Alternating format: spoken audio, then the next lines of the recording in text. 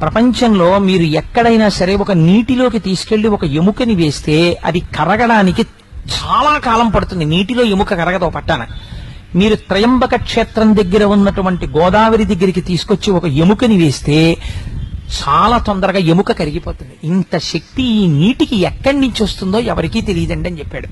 మన దేశం, మన క్షేత్రాలు, మన నదులు అంత గొప్పవి.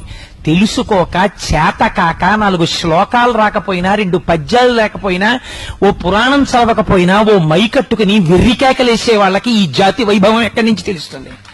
చదివితే తెలుస్తుంది. నీకు రామాయణంలో ఒక శ్లోకం చదవడం వచ్చా?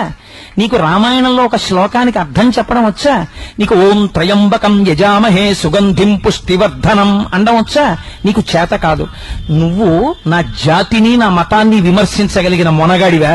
మైక్లో ఎక్కడి నుంచి వచ్చింది నీకు ఈ కలేజా? మన చేతకానితనం. నిష్కారణంగా అబద్ధపు మాటలు పురాణాలు మాట్లాడవు, ఋషులు మాట్లాడరు, వాళ్ళకి అవసరం లేదు. నిరూపింపబడ్డాయి, అనవసరపు విషయాలు ప్రస్తావన చేసిన వాళ్ళు లేరు. రామదాసు గారు విమానంలో వెళ్ళిపోతే భద్రాచల క్షేత్రం వచ్చింది.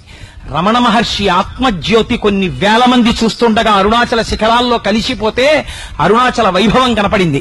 కేంద్ర ఆర్థిక మంత్రి అంతటి వాడు ప్రదక్షిణం చేస్తున్నప్పుడు జ్యోతి రూపంగా కనపడితే స్థాణువై నిలబడిపోయాడు.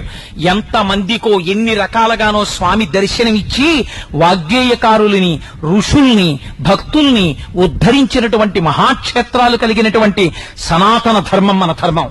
అటువంటి ధర్మంలో పుట్టడం మన అదృష్టం. అటువంటి ధర్మం గురించి చెప్పుకోవడం మన అదృష్టం. అటువంటి బావులలో స్నానం చేయడం మన అదృష్టం. వాటికి పేర్లు తక్కువ చేయడం, వాటి గురించి ఎవరో విమర్శలు చేస్తే మనం వినడం, అంతకన్నా అసహ్యకరమైన విషయం దేశంలో ఇంకోటి లేదు. మనం దాన్ని ఖండించాలి.